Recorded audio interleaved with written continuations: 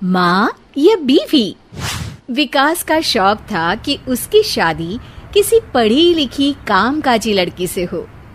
माँ, मैं नहीं करूँगा किसी घरेलू टाइप लड़की से शादी। मुझे नहीं अच्छा लगता कि औरतें सारा सारा दिन किचन में रहे, और वैसे भी मेरी सैलरी से तो घर चल नहीं सरा। अच्छा ठीक है बेटा, तो मैं तिवारी जी की बेटी से बात चलाती हूँ तेरी।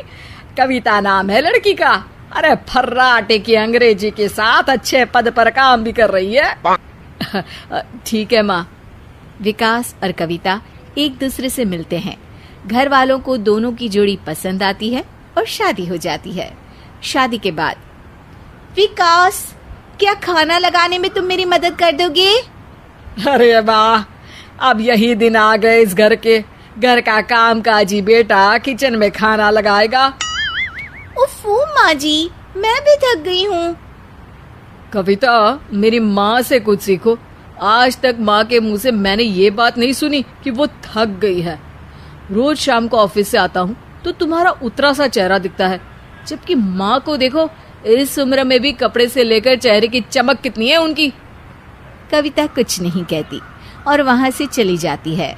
एक दिन कविता विकास से कहती है, सुनो, कल माँ को लेकर डॉक्टर के पास जाना है, तो क्या तुम कल छुट्टी ले लोगी? मेरी ऑफिस में जरूरी मीटिंग है। अरे कैसी बात कर रही हो तुम? मैं और छुट्टी, वो भी तुम्हारे होते हुए? यार, मैं तो पढ़ी लिखी लड़की से शादी करना चाहता था, जिससे बाहर का काम वो स्मार्टली कर ले। कविता को गुस्सा तो बहुत आता है, लेकिन वो कुछ नहीं कहती। उसी दिन शाम को, अरे माँ, क्या हुआ? अस्पताल में क्या बोल रहा था डॉक्टर? अरे बेटा, वो आंखों का ऑपरेशन करने के लिए कह रहा था। उसने कहा ऑपरेशन नहीं हुआ तो आंखों से हाथ धोने पड़ेंगे। अब विकास को चिंता हो जाती है। वो समझ नहीं पाता कि वो क्या करे। तभी कविता उसके पास आती है। अरे क्या हुआ?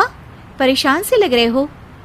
कविता, समझ नहीं पा रहा हूँ कि माँ का ऑपरेशन कहाँ से करवाऊँ। पैसे भी इतने नहीं है। अरे चिंता क्यों कर रहे हो? माँ की हेल्थ सबसे अहम है। मैं अपने ऑफिस से एडवांस लेकर माँ का इलाज करवा दूंगी। विकास चैन की सांस लेता है। चलो अच्छा, अब खाना लगा दो।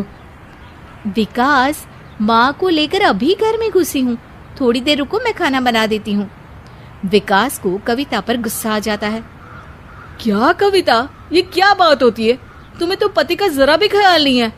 वो रात को थक कर आ रहा है। अरे मेरी माँ कभी एक सब्जी से खाना नहीं खिलाती थी, और तुम्हारे राज में तो खाना ही मिल जाए बड़ी बात है। कविता जल्दी से किचन में जाकर खाना बनाकर टेबल पर रखती है। वो इतनी थक जाती है कि उसे चक्कर आ जाता है, लेकिन जब उसे होश आता है, सामने डॉक्टर खड़ी होती हैं। अरे क्या हो गया था मुझे? मैं कैसे गिर गई? तुम्हारे शरीर ने साथ छोड़ दिया था। कितना काम करती हो, थक गई थी। अपने खाने पीने का खास ध्यान दिया करो। और हाँ, गुड न्यूज़ है, तुम माँ बनने वाली हो। घर पर सब खुश हो जाते हैं, लेकिन एक दिन विकास, अरे कविता, तुम इतना धीरे धीरे काम करोगी, मुझे लगता है मैं ऑफिस शाम को ही पहुंचूंगा। अरे माँ तो मैं भी बनी थी। मैं तो विकास जब पेट में था पूरे घर की सफाई करती, छत पर कपड़े सुखाने जाती और न जाने क्या क्या करती। हाँ माँ, दादी भी कितनी तेज थी। तू बताती तो है कैसे वो तुझसे सारा काम करवाती थी। लेकिन आजकल की लड़कियों में वो बात नहीं जो तुझ में थी। माँ, मेरी स्ट्रॉन्ग माँ।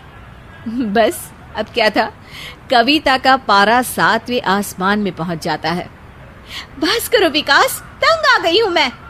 अरे मैंने क्या किया या क्या कहा जो तुम तंग आ गई? अरे हमारे जमाने में तो, अरे आप भी बस करिए माँ जी। आपके जमाने में क्या होता था क्या नहीं ये मैं नहीं जानती, लेकिन हमारे जमाने की लड़कियां कामचोर है ये मैं नहीं मानती। पति के साथ आर्थिक मामले में मोर्चा संभालना हो या फिर बच्चों की परवरिश, किचन में काम हो या फिर बाहर जाना, सभी काम मैं कर रही हूँ। आप लोगों की बात मैं रोज सुनती थी, लेकिन मुझे फर्क नहीं पड़ता था कि आप लोग मुझे समझ रहे हैं या नहीं। लेकिन आज पानी सर से ऊपर निकल चुका है। विकास, कल से आप ऑफिस से आने के बाद रोटी बनाएंगे और ऑफिस जाने से पहले किचन में मेरा हाथ बटाएंगे। बच्चा होने के बाद उसकी भी जिम्मेदारी लेनी होगी। जरूरत पड़ने पर क्या आप नौकरी छोड़ देंगे? क्योंकि बच्चा तो हम दोनों का है। कविता बोले जा रही थी। विकास और उसकी माँ सब सुन रहे थे। कविता जैसे ही शांत होती है, विकास कविता को गले लगा लेता है। मुझे माफ कर दो कविता, मैंने हमेशा माँ को देखा कैसे वो घर का सारा काम करती, घर पर ही रहती, लेकिन कभी हम लोगों को शिकायत का कोई मौका न देती। मैं भूल गया था कि तुम पर तो दोहरी जिम्मेदारी है, मुझे माफ कर दो। वो उसे एक बार फिर गले लगा लेता है। हमारे जमाने में तो पति सबके सामने कभी गले नहीं लगता था, लेकिन चलो ठीक है।